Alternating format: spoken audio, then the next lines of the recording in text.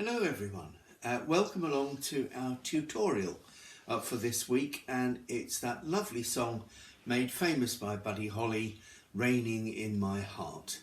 Actually, just for a change, the sun's come out. Perfect timing as always. Although it's often thought that Buddy Holly wrote it, he didn't. It was written by a brilliant husband and wife songwriting team by the name of Felice and Boudleaux Bryant, who were all over country rock and pop in the 50s and 60s, wrote many hits for many artists, including the Everly Brothers, All I Have to Do Is Dream, Wake Up Little Susie. They wrote for Roy Orbison, Johnny Cash, and many, many, many others. And this song, they wrote for Buddy Holly in 1958. If you don't know it, it's easy to find on YouTube, and conveniently, we don't really need to do a play along because the Buddy Holly version is in the key that we're looking at it today. But we will do a play along anyway. We're doing it in the key of G, which is a convenient singing key if your range is like Buddy Holly's, as mine is. So, it's a 4-bar introduction. Now you can do this either way, or if you're playing in a group or along with someone else, you can divvy it up between you. The 4 bars are a bar each of G, or a bar of G augmented, a bar of A minor, and a bar of C diminished. Now you can play those plain chords if you like, and why not? So you can start on a plain G, 4 beats on each, and then it moves to the G augmented. Well, we've looked at this one before, and Pam plays it by flattening her ring finger across strings 2 and 3 at the 3rd fret, which is one way of doing it. I tend to move my ring finger over to the 3rd string and drop my little finger in on the 2nd string. But the effect is the same. The positioning is 0, 3, 3, 2, the G augmented. From there you go to an A minor. Now, where your index finger is on fret 2 of the 3rd string, may I suggest that for this A minor, that we just move your index finger across to the 2nd fret of the 4th string. Play your A minor with the index finger, because the chord you're going to from there is a C diminished, or C diminished 7th, which is 2, 3, 2, 3. So you need your index finger on the 4th string for that C diminished. So why not use it there for the A minor? So that works. So the intro then, put it all together, and it goes like 1, 2, 3, 4.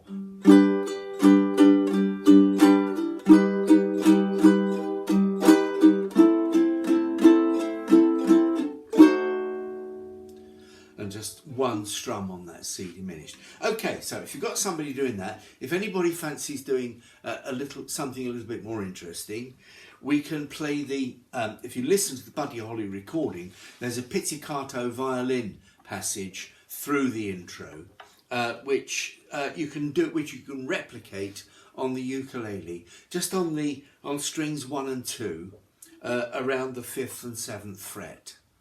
So it actually starts. So we're going a D and B note, which is the 5th fret of the 1st string and the 7th fret of the 2nd string. Then we just move that up on the, stay with your ring finger on the 7th fret of the 2nd string, but either move your index finger up or replace it with your middle finger on the 6th fret of the 1st string, which gives you that E flat note, and then slide those 2 fingers together up 1 fret, so you're on the 8th on the 2nd string and the 7th on the 1st string. then either slide your middle finger down, doesn't work, put your index finger back on the 6th fret of the 1st string, and then finish with your finger on the 5th fret of the 1st string. You put all that together and it sounds like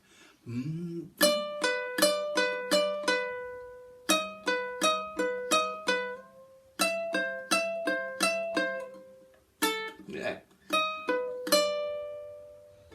So if Pam does her plays the plain chords, and I'll do that little pizzicato intro, and we'll see how it works put together. Okay, 1, 2, 3, 4.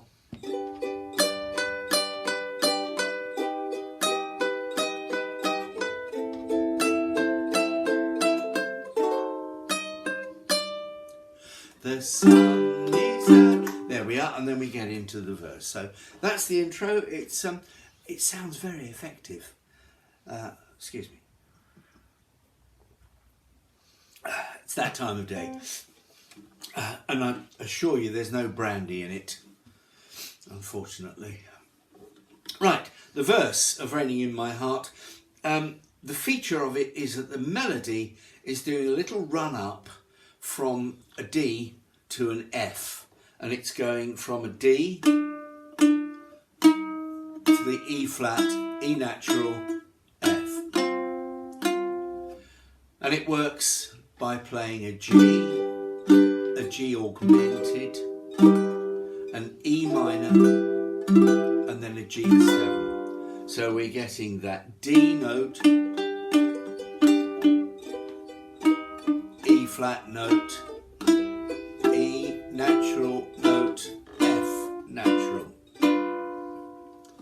And so it sounds like 2, 3, 4. The sun is out, the sky is blue, there's not a cloud to spoil the view. So the melody repeats exactly the same phrase, and it's just the accompaniment behind it that changes. Now, to go from a G augmented to an E minor, well, I find it easier to do the G augmented with my ring and little finger on the 3rd frets, because when you go from there to an E minor, I just slide my ring finger up 1 fret on the 3rd string and drop the other 2 into position for the E minor, and I find that that slide gives me an anchor. But you know, it's up to you. When we get to the 3rd line of the verse, and it's raining in my heart, you go to a C, raining, and then to a D7, raining in my heart. Now, if you remember, again, the strings on the Buddy Holly recording are very important in the accompaniment, and the strings, when we get to that, and it's raining, the strings do a glissando down from a top G down to a low D. Well, we can't do the whole, well, you can if you like, you want to do the whole glissando, but what you can do, when I say a glissando, I mean a slide down from a top note, just passing through all the notes very quickly on the way down. But what we can do to sort of echo that glissando is just to do the G there,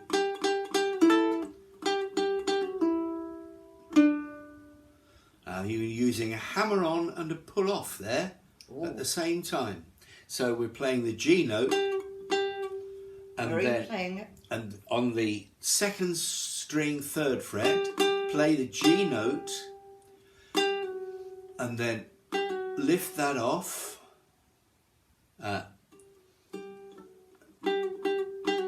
so you play that, lift it off, so that you actually pull off onto the F sharp note, and then you pull that index finger off again onto the E natural note, and then so your index finger can go over onto the D note on the 2nd string of the fret, so it sounds a bit like this.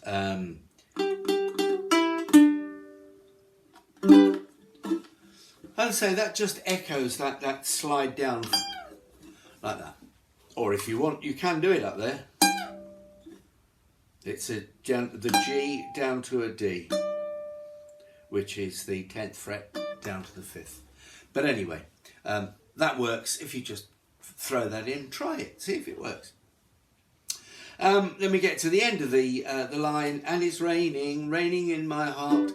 And there's a little turnaround at the end of the verse that is a G, a G6, a G minor, a G major 7th, and back to the G6, which is actually doing this on... You've jumped.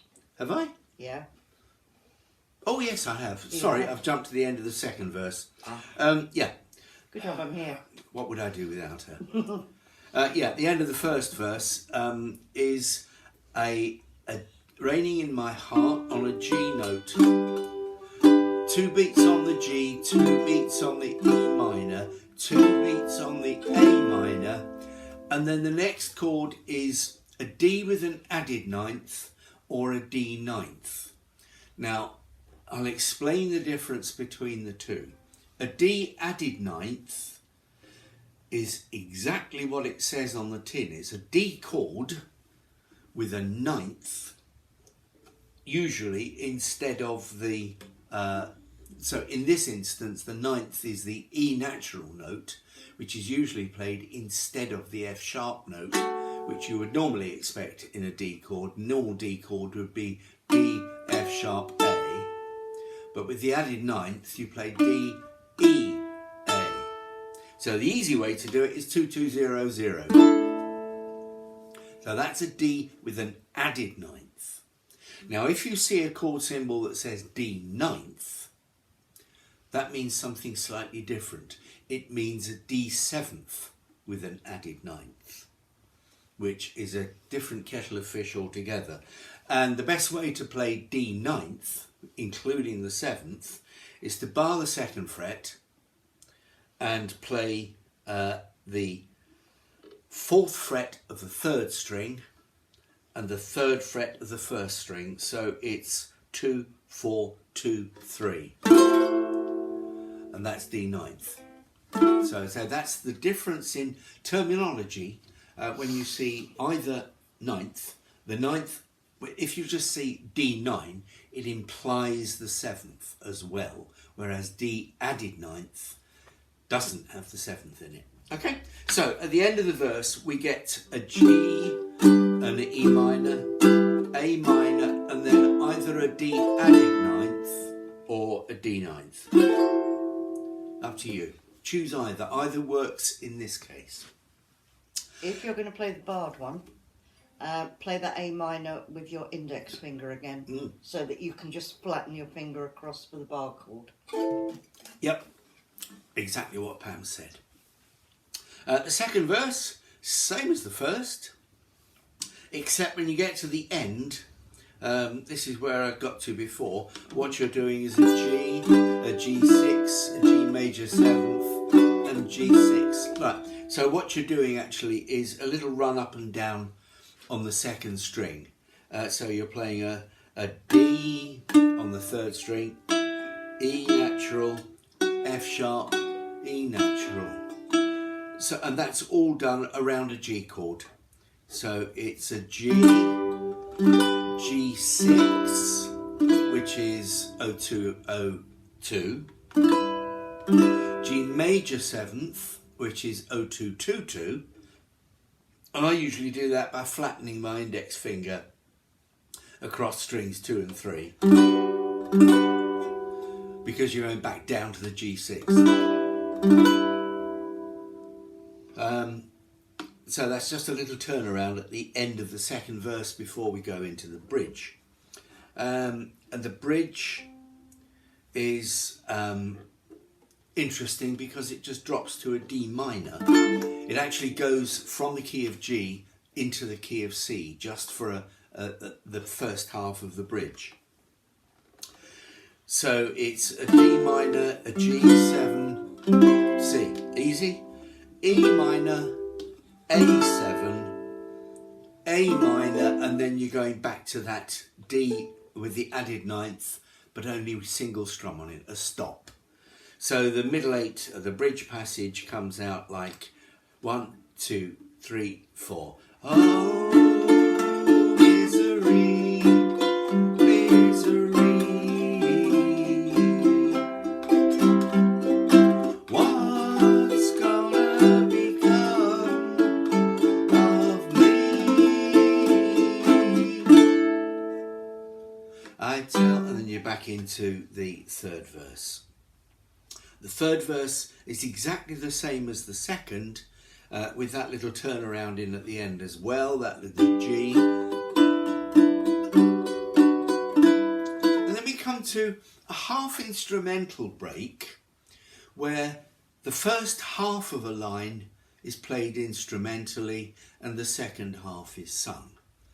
And it's the verse played instrumentally but singing the refrain, but it's raining, raining in my heart each time. So apart from you've got the odd chord in it. Apart from the odd chord in it, yeah, which we'll come to. So we're doing that G and the augmented, and E minor, and then a G ninth, which is 0, 2, 1, 0. It's a G seventh with the ring finger lifted off. So, and that's a G ninth, and that implies that it has the seventh in it.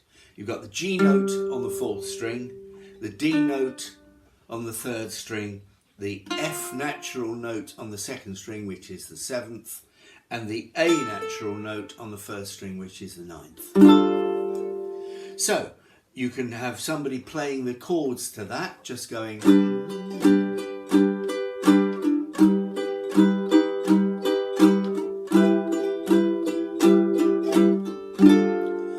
One strum on that G9, lovely chord. But again, if you're playing in a group, you can do what the instrumental does on Buddy Holly's recording, which is this, and it's all, you're just picking the top three strings, 1, 2 and 3. I'm using my thumb, index finger and middle finger, and you're just picking the single notes of those chords, those plain chords. So we're playing on a G, so that's 3, 2, 1, 2, 3, 2, 1, 2.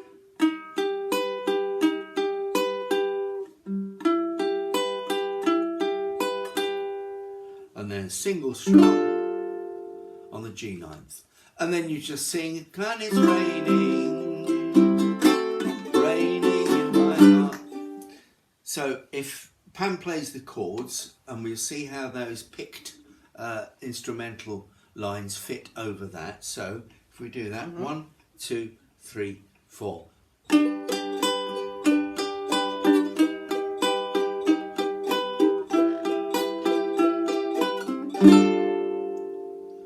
And it's raining.